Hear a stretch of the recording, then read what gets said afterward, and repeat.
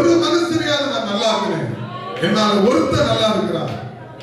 அது எவ்வளவு கெத்து தெரியுமா? யோசிச்சு பாருங்க, எவ்வளவு கெத்தா இருக்கிறேன், என்னால ஒருத்தர் நல்லா இருக்கிறார். நான் சொல்லி கொடுத்து ஒருத்தர் நல்லா இருக்கிறார். எவ்வளவு சந்தோஷம் பாருங்க, எவ்வளவு மகிழ்ச்சி பாருங்க. ஏன் இந்த வாழ்க்கை போக மாட்டேன்? ஹல்லேலூயா. ஒருவேளை நம்ம கெட்டு போயிருக்கலாம், நம்ம சில விஷயத்துல தவறி இருக்கலாம், தப்பு பண்ணி இருக்கலாம். நான் அந்த விஷயத்துல தவறிட்டேன், தப்பு பண்ணிட்டேன். நீ செய்யாத, நீ அதை செய்யாத. அந்த பாவம் உனக்கு வேண்டாம், அந்த அயோக்கியத்தனம் உனக்கு வேண்டாம், அந்த அசுத்தம் உனக்கு வேண்டாம். வேண்டாப்பா, அது ஆசீர்வாதம் கிடையாது. நான் தவறிட்டேன், நான் தப்பு பண்ணிட்டேன், ஆனா நீ அதை செய்யாத. அதனால்தான் சொல்றேன், நீ செய்யாத. நீ ஆண்டவருக்காக வாழ. ஏசப்பா நல்லவர். தேவ ராஜ்யம் ஒன்று இருக்கு. நீ இன்னொருத்தனை நல்லவனா மாற்று. ஒவ்வொரு மனுஷனையும் நல்லவர்களாய் மாற்றுவதற்கு தான் கர்த்தர் நம்மளை அழைச்சிருக்காங்க. அல்லேலூயா. ஒவ்வொரு மனிதர்களையும் நல்லவர்களாக மாறும்போது அவர்கள் இயேசுவை அறிந்து கொள்வார்கள்.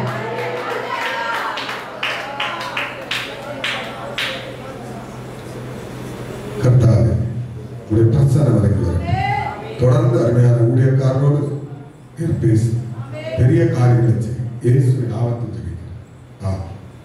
கர்த்தராகிய இயேசுவின் நாமத்தில் அதை வாழ்த்தி வரவேற்பதற்கு அப்படியாக ஆசீர்வதிக்கிறேன்.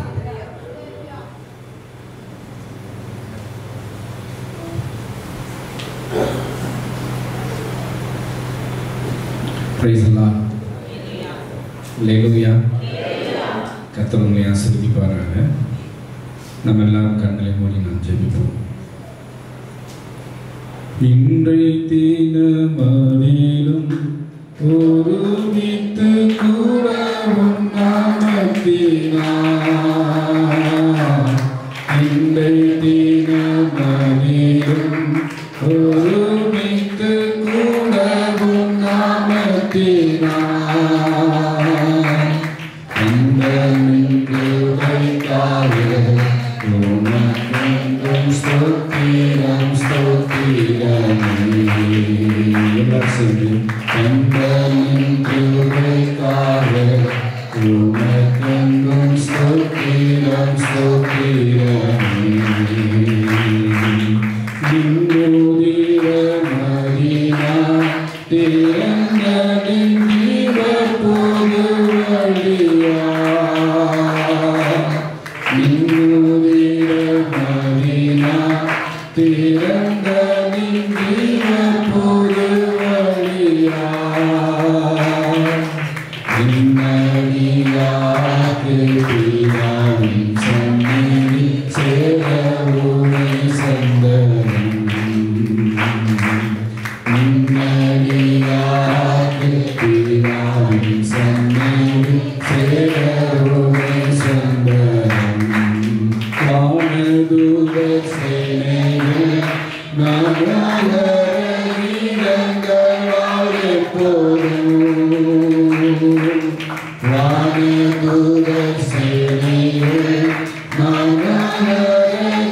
நாகரீரங்களால் எப்போதும். ஓய்ந்து பாடி துதிக்க நாவேறும் மன்னவரே உமக்கே. ஓய்ந்து பாடி துதிக்க நாவேறும் மன்னவரே உமக்கே. ஸ்தோத்திரம் இயேசுநாதா, உமக்கென்றும் ஸ்தோத்திரம் இயேசுநாதா.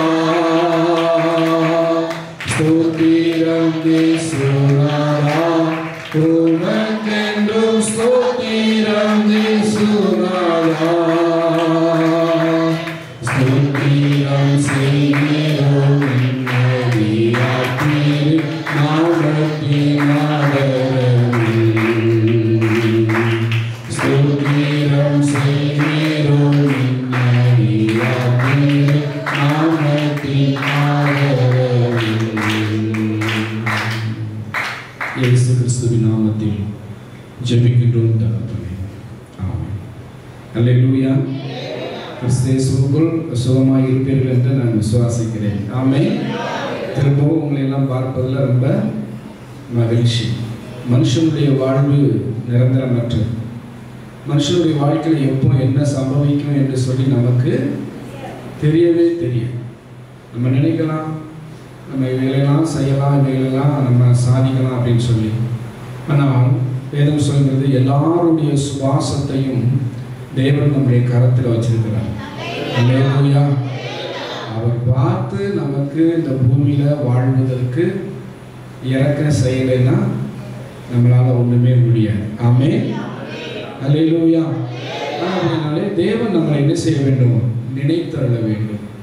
தேவன் நம்மளை என்ன செய்ய வேண்டும்? நினைத்தருள வேண்டும். 2 வசனங்களை நாம் வாசிப்போம். சங்கீதம் 115 சங்கீதத்தின் 12வது வசனத்தை ஒருவர் வாசிப்போம். கர்த்தர் நம்மை நினைத்திருக்கிறார், அவர் ஆசீர்வதிப்பார். இஸ்ரவேல் குடும்பத்தாரை அவர் ஆசீர்வதிப்பார், அவர் ஆரோனின் குடும்பத்தாரை அவர் ஆசீர்வதிப்பார். ஆமென். கர்த்தர் நம்மளை என்ன செய்திருக்கிறாராமா? கர்த்தர் நம்மளை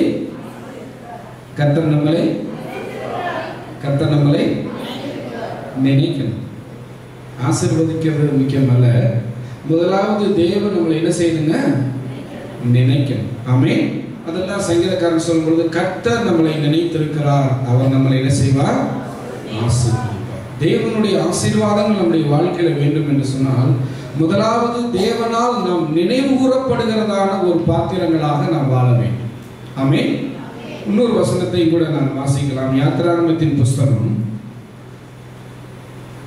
2ஆம் அதிகாரத்தின் 24 மற்றும் 25ஆம் வசனத்தை வாசிப்போம். தேவன் அவர்களுடைய பெருமூச்சை கேட்டு அவர் ஆபிரகாமோடும் ஈசாக்கோடும் யாக்கோபோடும் என்ன செய்தாராமா? அவர் யாக்கோபோடும் செய்த உடன்படிக்கையை நினைவு கூர்ந்தார். அல்லேலூயா. வசனம் சொல்கிறது, தேவன் என்ன செய்கிறார் என்று சொன்னால் தம்மால் தெரிந்து கொள்ளப்பட்ட ஜனம், தேவனுக்கு சொந்தமான ஜனம், எல்லா ஜீவராசிகளையும் தேவன் தமக்கென்று அவர் படைத்திருந்தாலும் 4:3:2:1 படி என்னதாமா ஒரு ஊழியக்காரர் சொல்கிறார், 4:3:2:1 படி தேவன் நம்மளை தெரிந்து கொண்டார். ஏசாயா தீர்க்கதரிசனத்தின் புஸ்தகம் 43:21 எடுத்து வாசித்து பாருங்க, என்ன சொல்றதுன்னு பார்ப்போம். இந்த ஜனத்தை, அதாவது இந்த ஜனத்தை, எல்லா ஜனத்தையும் தேவன் சிருஷ்டித்திருப்பினும் அவர் சொல்கிறார், இந்த ஜனத்தை எனக்கென்று நான் ஏற்படுத்தினேன், இவர்கள் என் துதியை சொல்லி வருவார்கள். அல்லேலூயா. அப்போ தேவன் நம்மளை தெரிந்து கொண்டதுடைய நோக்கம் இன்னைக்கு தேவனை துதிக்கணும், தேவனை புகழணும், தேவனை கனப்படுத்தணும். தேவன் நம்மளை மறவாமல் நினைக்கின்ற அளவுக்கு நம்முடைய வாழ்க்கை இருக்க வேண்டும். ஆமென். அவர் நம்மளை மறந்தா என்ன ஆகும்? தேவன் நம்மளை மறந்தால் என்ன ஆகும்? கஷ்டம். அல்லேலூயா. பாருங்க, இந்த யாத்திராகமத்தின் புஸ்தகத்துல அடுத்த வசனத்தை வாசிங்க. தேவன் இஸ்ரவேல் புத்திரரை கண்ணோக்கினார், தேவன் அவர்களை நினைத்தருளினார். நம்ம 3 வசனம் வாசித்தோம். சங்கீதத்துல 115ல 12 வாசித்தோம், யாத்திராகமத்துல 2ல கடைசி வசனங்கள் வாசித்தோம். கர்த்தர் நம்மளை நினைத்திருக்கிறார் என்று சொல்லி ஒரு வசனம் சொல்கிறது, கர்த்தர் நினைவு கூர்ந்தார் என்று ஒரு வசனம் சொல்கிறது, கர்த்தர் நினைத்தருளினார் என்று ஒரு வசனம் சொல்கிறது. கர்த்தர் என்ன செஞ்சாராமா? நினைத்திருக்கிறார். நினைத்திருந்தால் ஆசீர்வாதம். கர்த்தர் நினைவு கூர்ந்தால் நமக்கு மீட்பு. கர்த்தர் நினைத்து அருளினார் என்று சொன்னால் அவர் உடனே தம்முடைய காரியங்களை செய்ய விரும்புகிறார். அல்லேலூயா. சரி, போகட்டும். தேவன் நம்மளை நினைக்க, இன்றைக்கு அதுதான் தலைப்பு. கர்த்தர் நம்மளை நினைக்கின்ற தேவன். தேவன் நம்மளை நினைத்தால் நம்முடைய வாழ்க்கையில அற்புதங்கள், தேவன் நம்மளை நினைத்தால் நம்முடைய வாழ்க்கையில சில வெற்றிகள், தேவன் நம்மளை நினைத்தால் நம்முடைய வாழ்க்கையில் இருக்கக்கூடியதான போராட்டங்களும் கஷ்டங்களும் வேதனைகளில் இருந்தும் தேவன் நம்மளை ரட்சிக்க வல்லமையுள்ள தேவனாக இருக்கிறார். அல்லேலூயா. தேவனால் நாம் நினைவு கூறப்பட வேண்டும். இன்னைக்கு எத்தனை பேர் மனசாட்சியை தொட்டு சொல்லுங்க, தேவன் என்னை நினைக்கிறார் என்று நம்மளை சொல்ல முடியும்? அல்லேலூயா. பாருங்க, இப்படி ஒரு வேத பகுதியை நான் வாசித்து பார்த்தேன். நியாயாதிபதிகளின் புஸ்தகத்திலே 2வது அதிகாரத்தை நீங்கள் எடுத்து வாசித்து பார்க்கும் பொழுது அங்கே இப்படியா ஒரு வசனம் சொல்கிறது. 13வது வசனத்தை 14வது வசனத்தை நான் வாசிக்கிறேன். 13:14 அவர்கள் கர்த்தரை விட்டு பாகாலையும் அஸ்தரோத்தையும் சேவித்தார்கள். யாரு?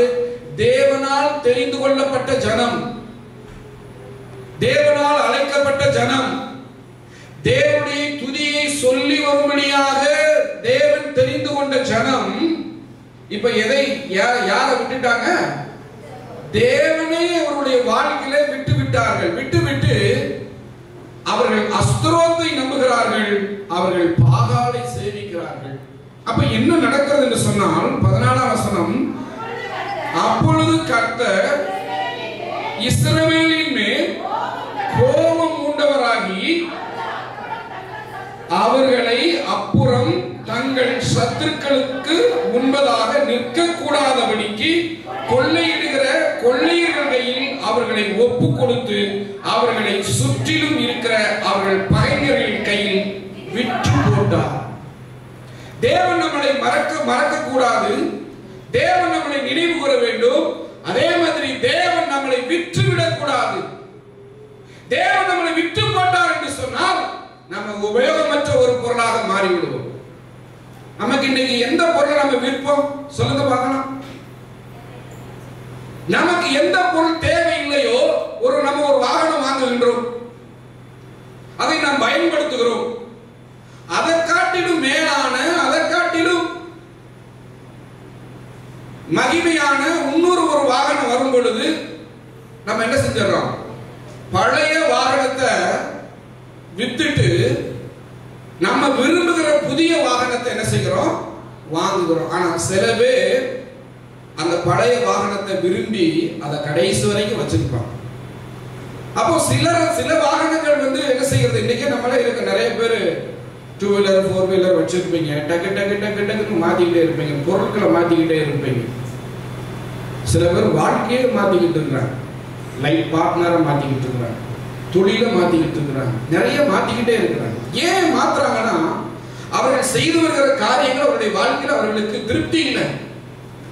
அவர்கள் பயன்படுத்துகிற பொருள் அவருடைய வாழ்க்கையில அவர்களுக்கு பயன்படல, உபயோகம் இல்லை, அதை அவங்க விரும்பல. ஆனபடினால அதை மாத்திட்டு அதை வித்துட்டு தனக்கு உபயோகமான வேறு ஒரு பொருள், தான் விரும்புகிற வேறு ஒரு பொருள், தான் பயன்படுத்துகிற வேறு ஒரு பொருளை நம்ம வாங்குகிறோம். இதுதான் நம்முடைய இயல்பு. எத்தனை பேருக்கு புரிகிறது? அப்போ தேவன் தெரிந்து கொண்ட தம் ஜனத்தை இப்பொழுது அவர் பகைஞருடைய கைகளிலே, சத்துருக்களுடைய கைகளிலே விற்று விடுகிறார். தேவன் ஒரு மனிதனை விற்று போட்டால் அவன் நிலைமை என்னங்கிறதுக்கு இஸ்ரவேல் ஜனங்கள் ஒரு பாடம். அல்லேலூயா. அவர்கள் எவ்வளவு வாழ்க்கையில சிரமப்பட்டார்கள், எவ்வளவு வேதனைப்பட்டார்கள், சத்துருக்களுக்கு முன்பதாக கூனி குறுகி வாழ்ந்தார்கள். இரவு முழுவதும் பிரயாசப்படுவார்கள், வருடம் முழுவதும் பிரயாசப்படுவார்கள். மீதியானியர்கள் அவருடைய பிரயாசத்தை எடுத்துக்கொண்டு போய்விடுவார். வீடெல்லாம் கட்டி பிரம்மாண்டமாய் வாழ்வார்கள். தேவன் அவர்களை விற்று போட்டபடினாலே அந்நிய ஜாதிகள் அவர்களை துரத்தி விட்டு அந்த இடத்தை அவர்கள் சுதந்திரமாக வைத்துக்கிறாங்க. இப்ப பாடுபட்டு பிரயாசப்பட்ட அந்த நபர்கள் அதை பயன்படுத்த முடியாம பயந்து போய் எங்கோ ஒரு மலைகளிலும் எங்கோ ஒரு குகைகளிலும் வாழ்கிறதான ஒரு இழிவான ஒரு வாழ்க்கைக்கு அவர்கள் வாழ்க்கை தள்ளப்படுகிறதை வேத புஸ்தகத்திலே நாம் வாசிக்கிறோம். இது ஏதோ ஒரு கதை அல்ல, இது நமக்கு ஒரு திருஷ்டாந்தரமாக வைக்கப்பட்டிருக்கிறது. தேவன் நம்மளை ஆசீர்வதிக்க விரும்புகிறார். தேவன் நம்மளோடு கூட செய்த உடன்படிக்கை அவர் நினைவு கூர்ந்து அதை நிறைவேற்ற அவர் விரும்புகிறார். தேவன் தாம் தெரிந்து கொண்ட ஜனத்தை அவர் நினைத்து அவர்களுடைய எல்லா இக்கட்டிலிருந்தவர்களை விடுவித்து மீட்டு தன்னோடு கூட வைத்துக் கொள்ள அவர் நம்ம நினைவுள்ளவராக இருக்க வேண்டும். அல்லேலூயா. கர்த்தரால் மறக்கப்படுகிற ஒரு ஜனம்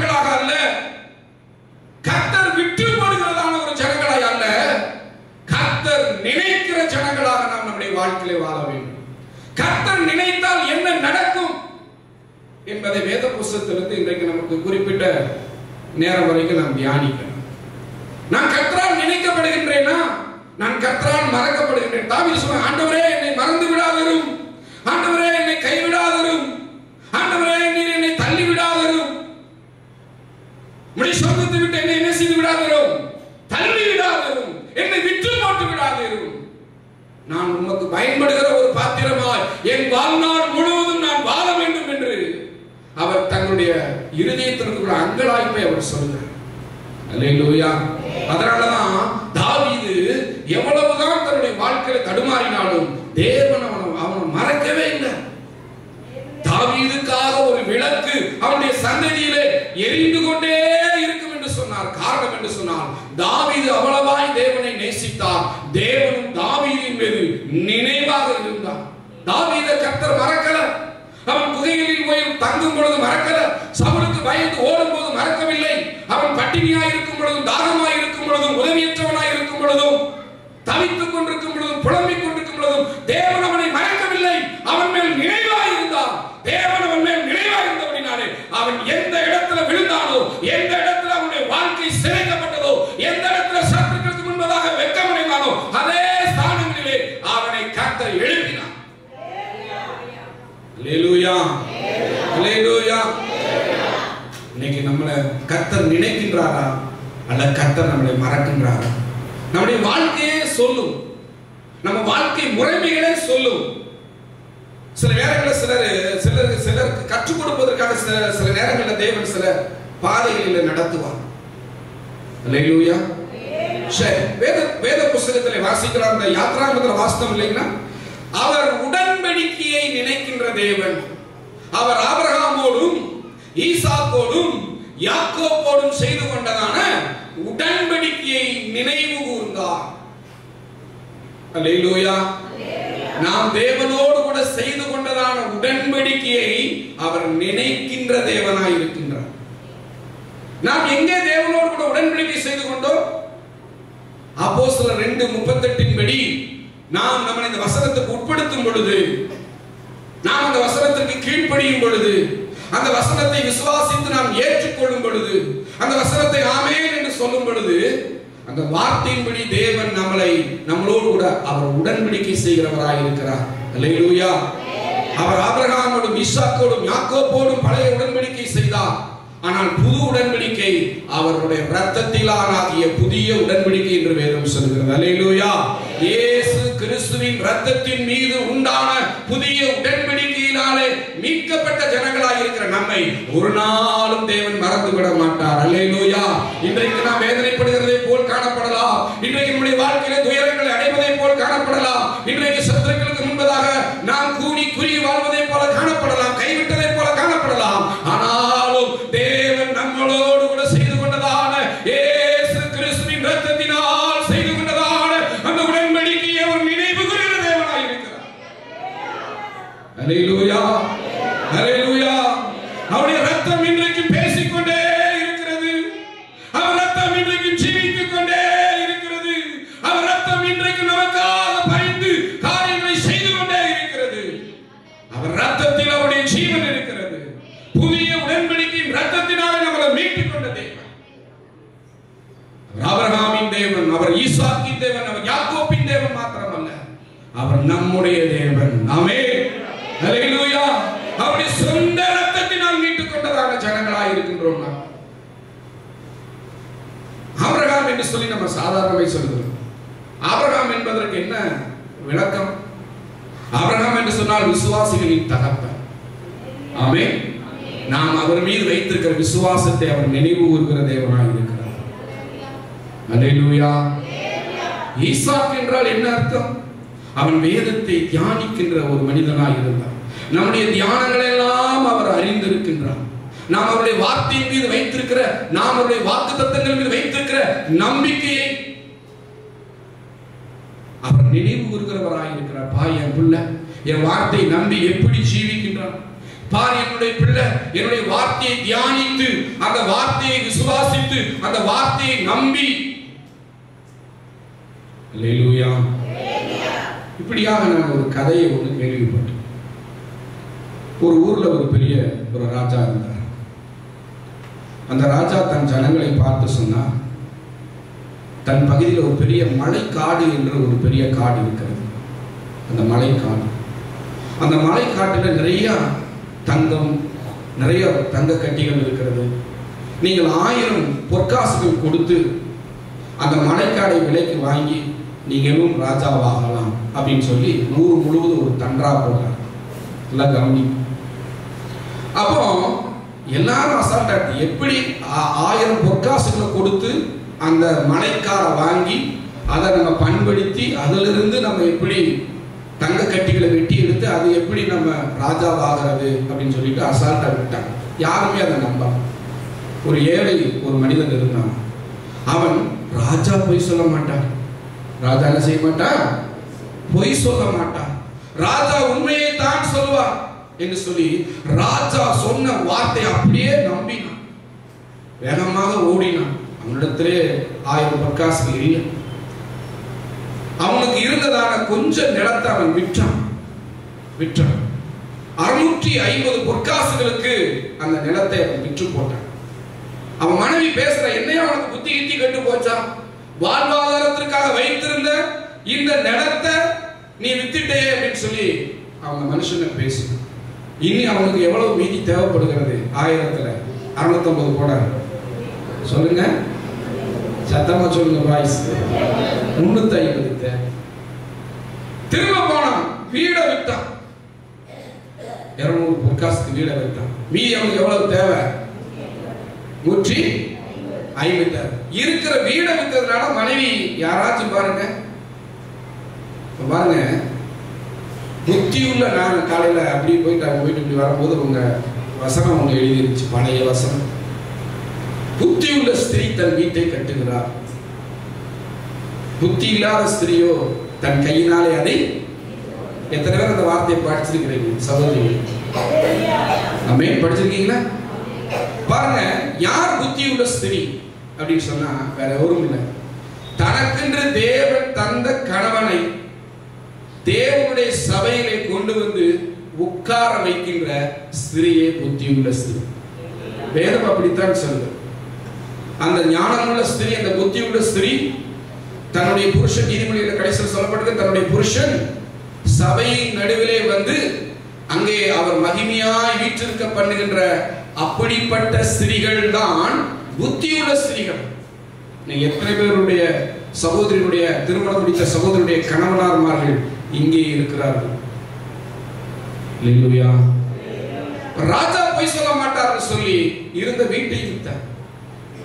மீதி எவ்வளவு தேவைப்படுது அவனுக்கு? 650 பிளஸ் 200 எவ்வளவு? 850 போச்சு. மீதி எவ்வளவு தேவைப்படுது?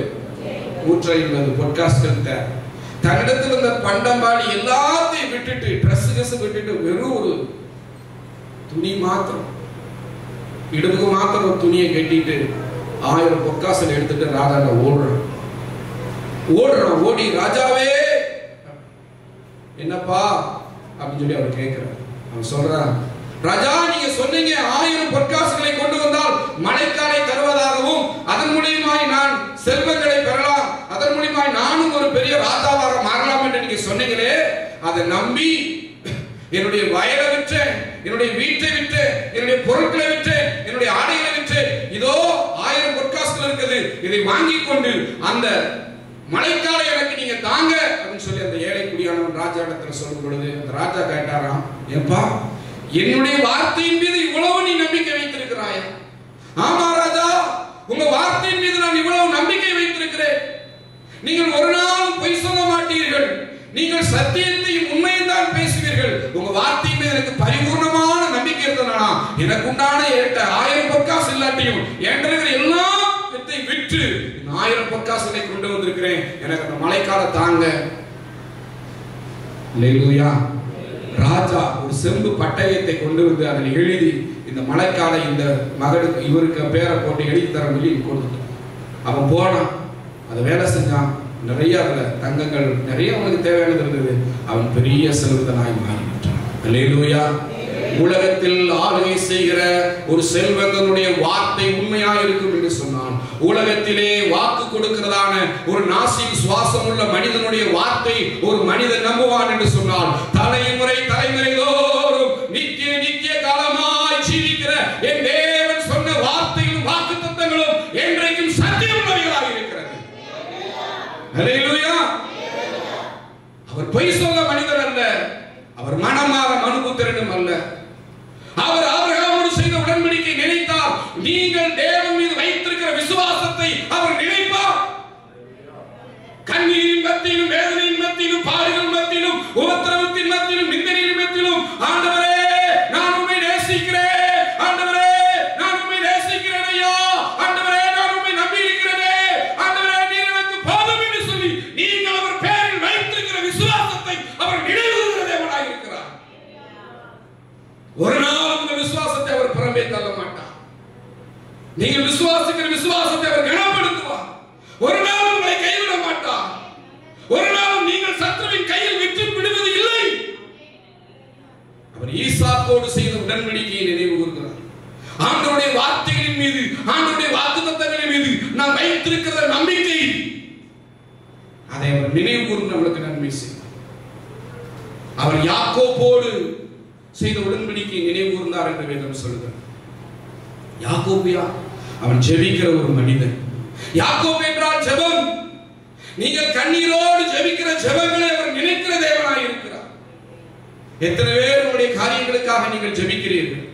ஆண்டவரே இந்த காரியத்தில் எனக்கு வெற்றியை தாரும், ஆண்டவரே இந்த காரியத்தில் எனக்கு ஜெயத்தை தாரும், ஆண்டவரே இந்த காரியம் எனக்கு நல்லபடியாக அமையட்டும் என்று சொல்லி தேவன் மேலே நம்பிக்கை வைத்து எத்தனை பேர் நீங்கள் தேவனுடைய சமூகத்திலே ஜெபிக்கிறீர்கள்? உங்கள் ஜெபத்தை அவர் புறம்பே தள்ளுவாரா? உங்கள் ஜெபத்தை அவர் கேட்காமல் போய்விடுவாரா? அவர் ஆபிரகாமின் தேவனும், ஈசாக்கின் தேவனும், யாக்கோபின் தேவனும் அவர்களோடு கூட செய்த உடன்படிக்கை நினைவு கூறுவார் என்று சொன்னார். நம்முடைய விசுவாசத்தை நினைவு கூறுவார். நம்ம தேவன் மீது வைத்திருக்கிற அந்த வார்த்தை மீது வைத்திருக்கிற நம்பிக்கையை நினைவு கூறுவார். நாம் ஜெபிக்கிற ஜெபங்களை கர்த்தர் நினைவு கூறுவார். அல்லேலூயா. அவர் நம்முடைய நினைவு கூறுகிறதை அவர் இஸ்ரவேலின் புத்திரை நினைத்தருளினார். நினைத்தருளும் பொழுது என்ன நடந்தது? அவர்களின் சிறையிருப்பு மாறினது, அவருடைய அடிமைத்தனம் மாறினது.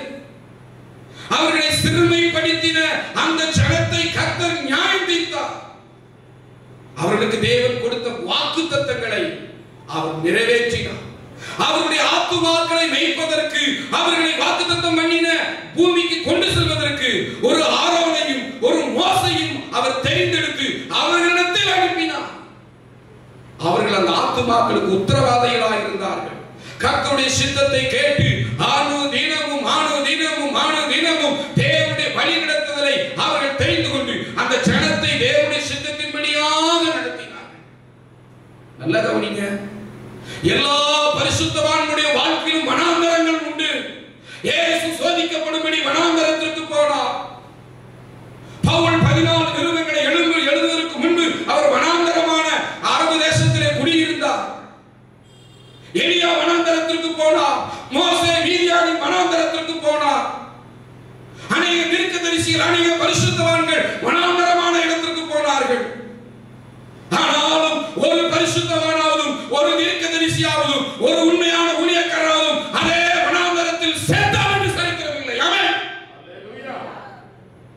நம்முடைய வாழ்க்கையில் வனாந்தரங்கள் வரும். வனாந்தரத்தில் நடந்து வருவோம்.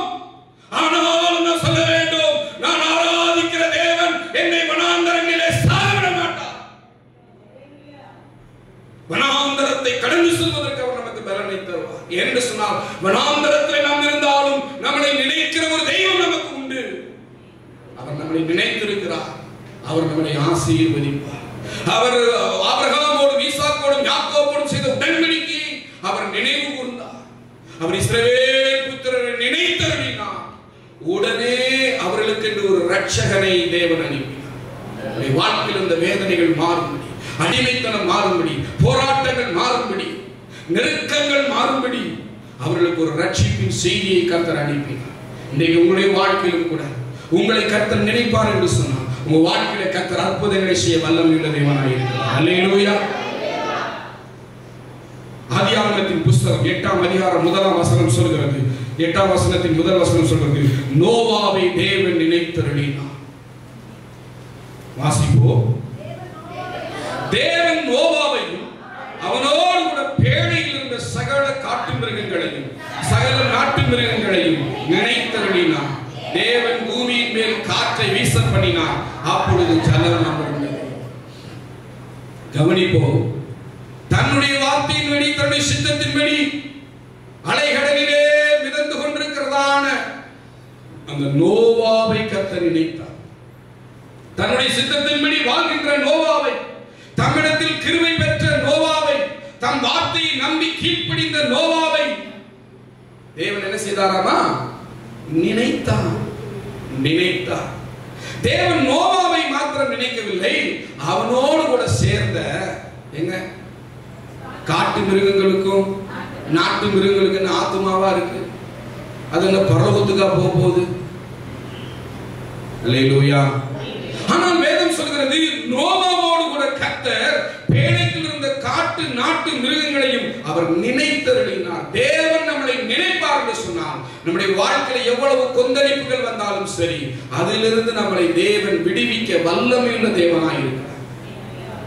அல்லேலூயா. போராட்டம் உங்களை சூழ்ந்து கொண்டதோ, கண்ணீரிலே நீங்கள் மிதந்து தத்தளித்துக் கொண்டிருக்கிறீர்களோ, என்ன செய்வோம் என்று சொல்கிறதான ஒரு நிர்பந்தமான ஒரு நிலைமைக்கு நம்முடைய வாழ்க்கை தள்ளப்படுகிறதோ, ஒரு வனாந்தரத்திலே வாழ்கிறதை போல் நாம் வாழ்கின்றோம். ஆண்டவர் சொல்ற, ஆண்டவரே என்ன மறந்துடாதீங்கப்பா, ஆண்டவரே நீங்க என்ன மறந்துடாதீங்க, என் குடும்பத்தை மறந்துடாதீங்க, என் பிள்ளைகளை மறந்துடாதீங்க, என் கை பிரயாசத்தை மறந்துடாதீங்கப்பா. அல்லேலூயா. நீங்க நினைச்சா ஆசீர்வாதம் தான், நீங்க மறந்தா எங்கே போவேனா? நீங்க நினைச்சா ஆசீர்வாதம் தான், நீங்க மறந்தா எங்கே போவேனா? தேவகுமாரா தேவகுமாரா என்ன நினைச்சிடுங்க, தேவகுமாரா தேவகுமாரா கொஞ்சம் நினைச்சிடுங்க. ஒவ்வொரு நாள் காலை நேரத்தில் எழுந்த, ஆண்டவரே இந்த நாளில என்ன நினைங்கப்பா, என்ன நினைச்சிருங்கய்யா, உங்க சமூகத்தில் என்ன நினைச்சிருங்கய்யா, என்ன மறந்துடாதீங்கய்யா. அவர் நம்மளை மறந்தா நம்முடைய வாழ்க்கை கேள்விக்குறியாயிருக்கு. என்ன செய்வோம் என்று சொல்லி வாழ்க்கையில என்ன நடக்க போகுது நோவாவுக்கு தெரியாது. பேழை மிதந்து கொண்டிருக்கிறது, மழை பொழிந்து கொண்டிருக்கிறது, அலைகள் கொந்தளித்துக் கொண்டிருக்கிறது. என்ன என்று அடுத்து என்ன நடக்க போகுதுன்னு தெரியவில்லை. நோவாவை கர்த்தர் நினைத்தார், நம்மளையும் கர்த்தர் நினைப்பார். ஆமென் ஆமென். நோவாவுக்கோ கர்த்தருடைய கண்களிலே கிருபை கிடைத்தது. வேதம் சொல்கிறது, விசுவாசத்தினால் கிருபையினால் விசுவாசித்துக் கொண்டு நாம் என்ன செய்யப்பட்டிருக்கிறோம்? ரட்சிக்கப்பட்டிருக்கிறோம். கண்களில் நமக்கு கிருபை கிடைத்திருக்கிறது. கிருபை கிடைத்த பிள்ளைகளை ஒரு நாளும் அவர் மறக்க மாட்டார். உங்களை மறக்க மாட்டார், உங்கள் குடும்பங்களை மறக்க மாட்டார், உங்கள் வேலை ஸ்தலங்களை மறக்க மாட்டார், உங்கள் பிள்ளைகளை மறக்க மாட்டார். அவர் உங்களை நினைப்பார். உங்கள் குடும்பத்தில் இருக்கிற கொந்தளிப்புகளை அவர் மாற்றுவார். என்ன செய்ய போறோம் என்று பரிதவிக்கிற உங்களுடைய வாழ்க்கையிலே உங்களை அவர் நினைப்பார், உங்களை ரட்சிப்பார். உங்களை சுற்றி இருக்கிற காற்றும் ஜலமும் அமைதலாய் மாறும். உங்களுக்கு ஒரு அற்புதத்தை தேவன் செய்வார். உங்க வாழ்க்கையிலே நன்மையானதை கர்த்தர் கொண்டு வருவார். அல்லேலூயா. அதே ஆதியாகமத்தின் புத்தகத்திலே இப்படியாக ஒரு வசனத்தை வாசிக்கிறோம். 19ஆம் அதிகாரம் 29ஆம் வசனத்தை வாசிக்கும் பொழுது அங்கே கர்த்தர் ஆபிரகாம் என்று சொல்லப்படுகிற நம்முடைய மூதாதையரை அவர் நினைத்தார் என்று வேதம் சொல்லுகிறது. வாசிப்போம் 29. தேவன் அந்த சமபூமியின் பட்டணங்களை அழிக்கும் பொழுது தேவன் ஆபிரகாமை நினைத்து லோத்து குடியிருந்த பட்டணங்களை தாம் கவிழ்த்து போடுகையில் லோத்து அந்த அழிவின் நடுவிலிருந்து தப்பி போகும்படி அவனை அனுப்பிவிட்டார். கவனிப்போம். அழைக்கப்பட்டவன் லோத்து அல்ல, தெரிந்து கொள்ளப்பட்டவன் லோத்து அல்ல. தேவனே ஆபிரகாமை தேடி போனார், அவனை பெயரிட்டு அழைத்தார். வா, நான் உன்னோடு கூட உடன்படிக்கை செய்கிறேன் என்று ஆபிரகாமோடு கூட தேவன்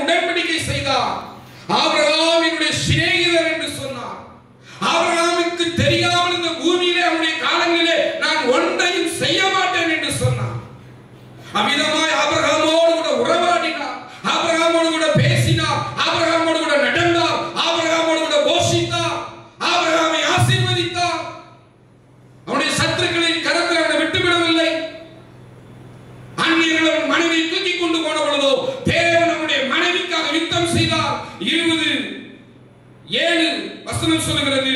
அதே ஆதியாகமத்தில் 20:7 சொல்லுகிறது, அந்த மனுஷனுடைய மனைவி அவனிடத்தில் அனுப்பிவிடு, அவன் ஒரு தீர்க்கதரிசி, நீ பிழைக்கும்படி அவன் உனக்காக வேண்டுதல் செய்வான்.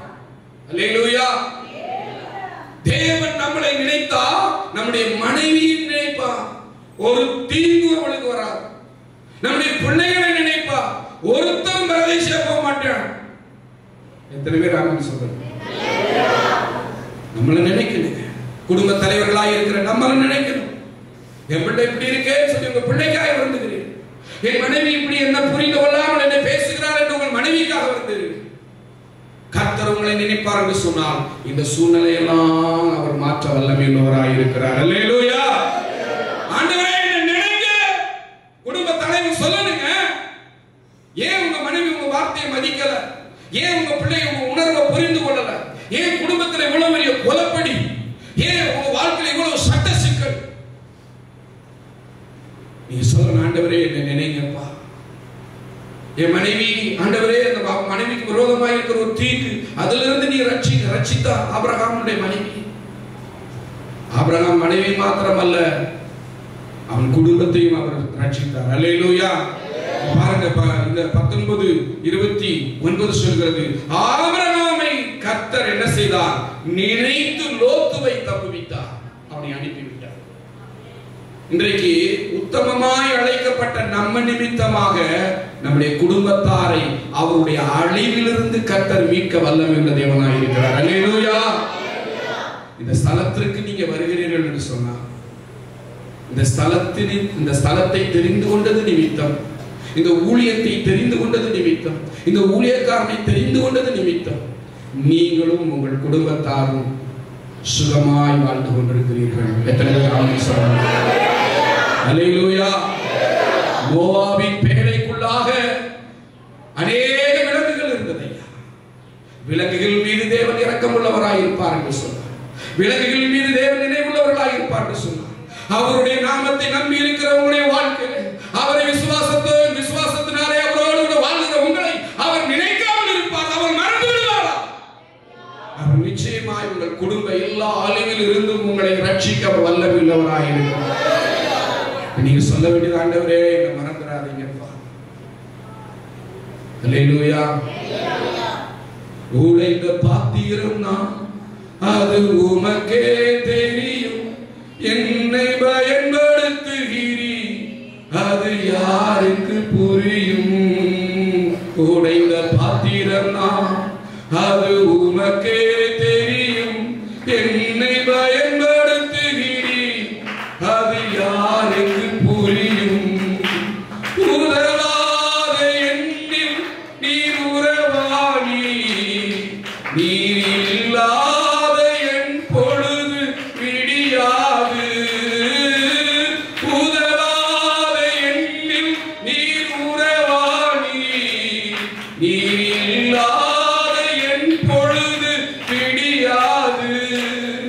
நீங்க இல்லாத என் பொழுது விடியாது. அல்லேலூயா. உதவாக்கரைகளாயும் உபயோகமற்றவர்களாயும் வித்தா கூட வாங்க, சில பொருட்களை வித்தா கூட சில பேர் வாங்க மாட்டேன். ஐயா, நம்ம வீட்டுல பயன்படுத்துற இயல் வித்தாலைக்கு கூட பேரிச்சம்பழம் போடுறேன், நம்ம பயன்படுத்துற நோட்டுக்கு கூட காசு கொடுக்குறேன், பழைய துணிகளை கூட வாங்கிட்டு கூட அதற்கு கூட அதை கூட வித்துடலாம். அல்லேலூயா. நம்மள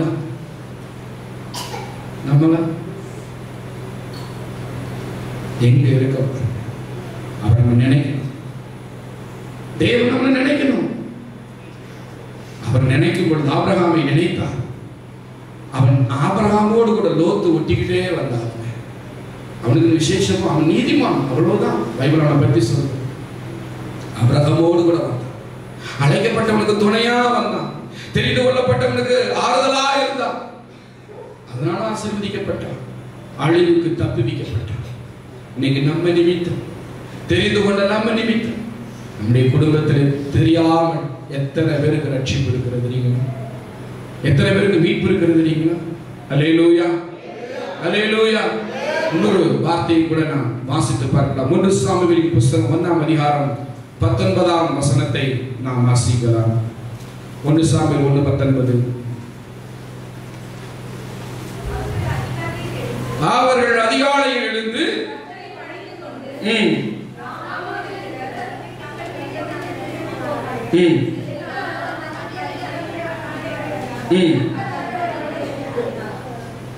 கர்த்தர் அவளை நினைத்தவர். ஐயா, அந்த அம்மா அண்ணா அவங்களுக்கு எவ்வளவோ வசதிகள் இருந்தது, எவ்வளவோ வாய்ப்புகள் இருந்தது. கணவனார் மிகவும் அவர்களை நேசித்தார். ஆனால் மனசுல சமாதானம் இல்லை. சில சகோதரிகளுக்கு நல்ல புருஷனை கர்த்தர் கொடுத்திருப்பார், நல்ல சம்பாதித்து கொடுக்கிற புருஷனை கொடுத்திருப்பார், தன்னை நேசிக்கிற புருஷனை கொடுத்திருப்பார். ஆனாலும் ஏதோ ஒரு குறைவு, ஏதோ ஒரு அழுத்தம், ஏதோ ஒரு பாரம் சகோதரிகளை அழுத்திக் கொண்டே இருக்கு. ஒரு திருப்தி இல்லாமலே இருக்கும். அந்த அண்ணா அம்மாவுக்கு குழந்தை இன்மை என்று சொல்லப்படுகிற ஒரு பெரிய ஒரு காரியம் இருக்கு. ஆனால் வேதம் சொல்வது கர்த்தர் அவளை நினைத்தருளினார். அல்லேலூயா, நினைத்தருளினார். அடுத்த வசனம் சொல்கிறது பாத்தீங்கன்னா, சில நாட்கள் சென்ற பிறகு அன்னாள் தன்னுடைய ஜெபத்திற்கான பதிலை பெற்றுக் கொண்டார். அல்லேலூயா. தேவன் உங்களை நினைப்பார் என்று சகோதரிகளே, தேவன் உங்களை நினைவு கூர்வார் என்று சொன்னால் சில நாட்களிலே உங்களுக்கு அவர் அற்புதங்களை செய்ய வல்லமை உள்ள விசுவாசம் உள்ளவர்கள் கரங்களை தட்டி ஸ்தோத்திரம் பண்ணுங்கள். அல்லேலூயா. கர்த்தர் உங்களை நினைத்தால் நம்முடைய ஜெபத்திற்கு பதில் உண்டு. இன்னொரு பாத்திரத்தை கூட நான் உங்களுக்கு காட்டி கொடுக்க ஆசைப்படுகிறேன். ஆதியாகமத்தின் புத்தகம் 30ஆம் அதிகாரம் 22ஆம் வார்த்தையை வாசிப்போம். ஆதியாகமம் 30, நமக்கு ஒரு 5 நிமிடம் இருக்கிறது. ஆதியாகமம் 30:22 வாசிக்கிறோமாக. தேவன் ராகேலை நினைத்தருளினார். ஆமென், அல்லேலூயா. தேவன் ராகேலை நினைத்து அருளினால் அவளுக்கு தேவன் செவி கொடுத்தார். தேவன் நம்மளை நினைத்தால் நம்மளுக்கு அற்புதம் நடக்கும். தேவன் நம்மளை நினைத்தால் நம்முடைய வாழ்க்கையில் ரட்சிப்பு உண்டாகும். தேவன் நம்மளை நினைத்தால் நம்முடைய வாழ்க்கையிலே அழிவிலிருந்து நம்ம மீட்கப்படுவோம், ஒரு அமைதி உண்டாகும். தேவன் நம்மளை நினைத்தால் நம்முடைய ஜெபத்திற்கு தேவன் ராகாலை நினைத்தருளி அவளுக்கு தேவன் செவி கொடுத்தார்.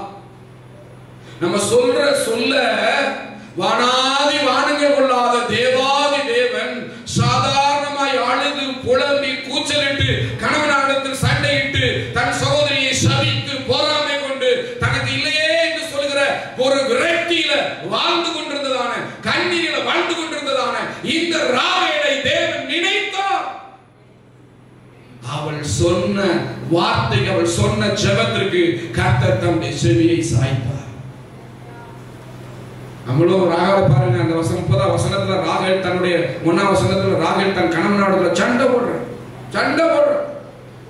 எனக்கு பிள்ளைய கூட இல்ல, நான் செத்து போறேன். ரெண்டு பேருடைய வாழ்க்கையில மரணம் தான் முடிவு என்று நீங்கள் நினைத்துக் கொண்டிருக்கிறீர்கள். தவறு. நீங்கள் தெரிந்து கொண்ட பாத்திரம். தேவன் உங்களை நினைத்தால் நீங்கள் இந்த நெருக்கத்திலிருந்து நீங்கள் நிச்சயமாக வெளியே வர முடியும்.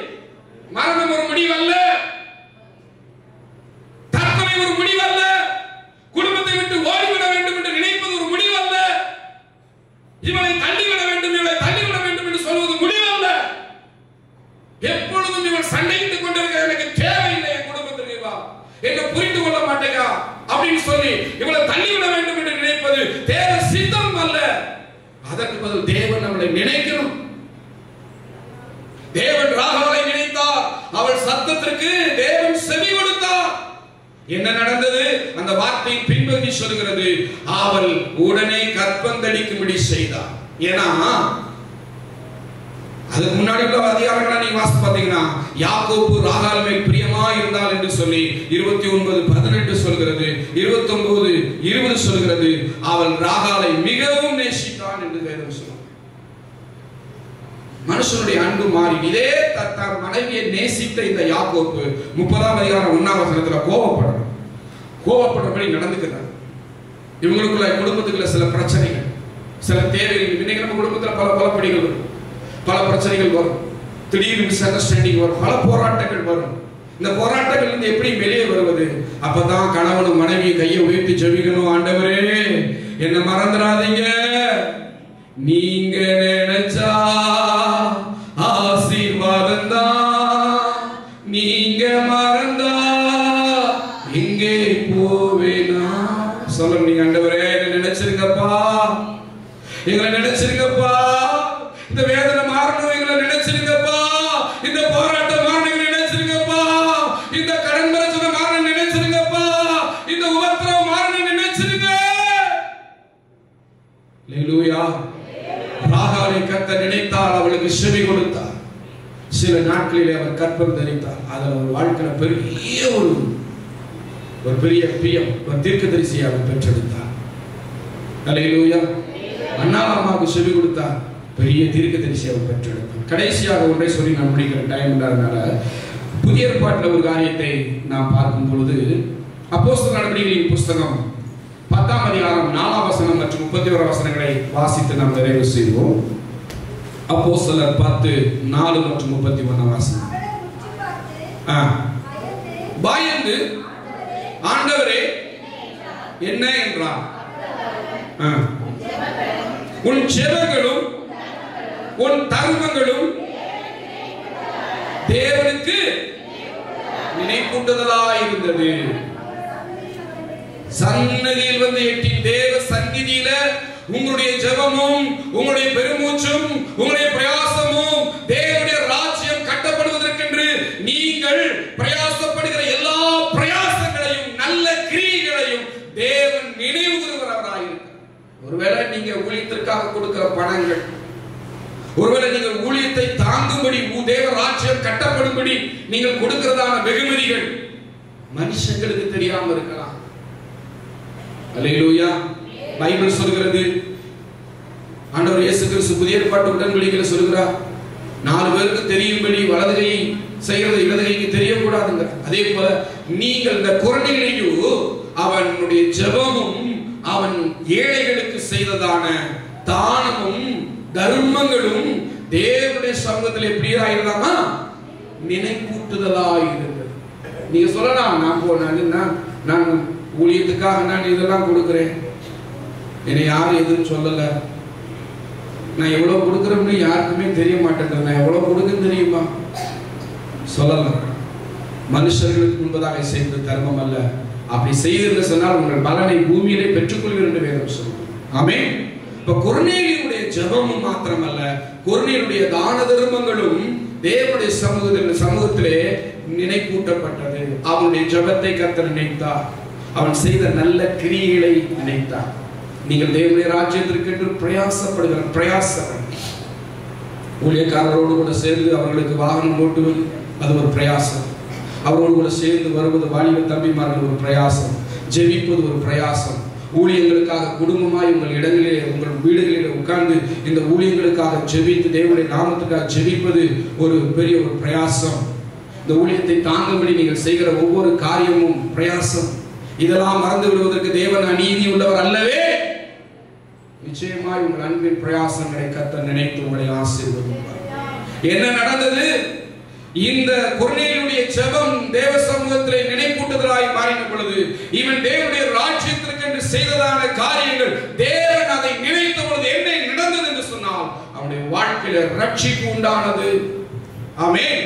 அவன் பிரத்யேகமான தேவ தூதர்களை தரிசனத்தில் பார்த்தான். எனக்கு ஒண்ணுமே தெரியலையே பிரதர், என்றைக்கு தேவ சமூகத்திலே நீங்கள் நினைப்பூட்டப்படுகிறீர்களோ அப்பொழுது உங்களுக்கு சொப்பனங்களும் தரிசனங்களையும் தேவன் தந்து உங்களை நடத்த அவர் வல்லமை உள்ள தேவனாய் இருக்கிறார். அல்லேலூயா, அல்லேலூயா. வரங்களினால் உங்களை அபிஷேகிப்பார், வல்லமையினால் உங்களை அபிஷேகிப்பார், கிருபையினாலே அபிஷேகிப்பார், ஞானத்தினாலே உங்களை அபிஷேகிப்பார். உங்களுடைய தான தர்மங்களும் உங்களுடைய ஜெபங்களும் உங்கள் விசுவாசமும் உங்கள் தியானமும் உங்கள் சகல பிரயாசங்களும் தேவனுடைய சமூகத்தில் என்ன செய்யப்படும்? நினைப்பூட்டுதலாய் மாறும். அவர் உங்களை மறக்க மாட்டார். நம்ம எல்லாரும் எழுந்து நிற்போம். ஒரு சிறு ஜெபத்தை ஏறெடுத்து நாம் தேவனுடைய ஊழியக்காரரிடத்தில் நான் கொடுக்க நான் ஆசைப்படுகிறேன். அவரை பார்த்து சொல்லுவோமா? ஹல்லேலூயா, ஹல்லேலூயா.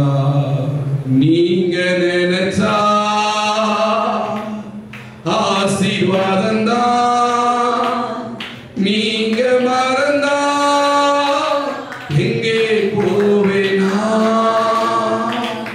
நீங்க நினைச்சா ஆசீர்வாதம் தான், நீங்க மறந்தா எங்கே போவேனா? தேவகுமாரா, தேவகுமாரா என்ன நினைச்சிடுங்க. தேவகுமாரா, தேவகுமாரா கொஞ்சம் நினைச்சிடுங்க. எத்தனை பேர் சொல்ல முடியும்? ஆண்டவரே, உங்க மனசுல கைய வச்சுக்கோங்க, உங்க மனசுல கைய வச்சுக்கோங்க. கண்ணை மூடுங்க. ஆண்டவரே, எங்களை மறந்துடாதீங்கப்பா, எங்களை மறந்துடாதீங்கய்யா. எங்களை மறந்துட்டீங்கன்னா எங்களுக்கு ரட்சிப்பு இல்லை, எங்களை மறந்துட்டீங்கன்னா எங்களுக்கு மீட்பு இல்லை. எங்களுக்கு உதவி செய்யுங்கன்னு சொல்லுவோமா? எங்களுக்கு உதவி செய்யுங்கன்னு சொல்லுவோமா? எங்களுக்கு உதவி செய்யுங்கன்னு சொல்லுவோமா? எங்களை மறந்துடாதீங்கப்பா.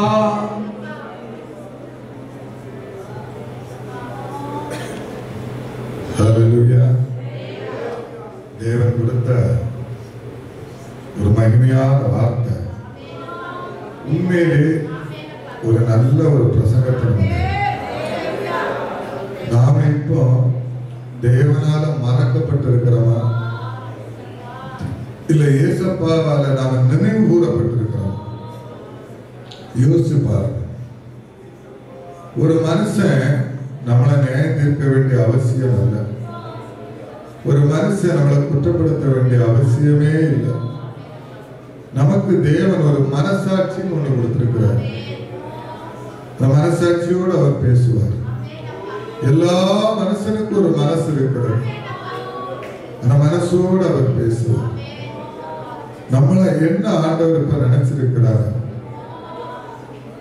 நான் தேவனுக்கு எந்த விதத்துல பிரயோஜனம் உள்ளவனாக இருக்கிறேன், இல்ல இந்த ஊழியத்துக்கு நான் எந்த விதத்துல பிரயோஜனம் உள்ளவனாக இருக்கிறேன், என் குடும்பத்துக்கு நான் எந்த விதத்துல பிரயோஜனம் உள்ளவனாக இருக்கிறேன்?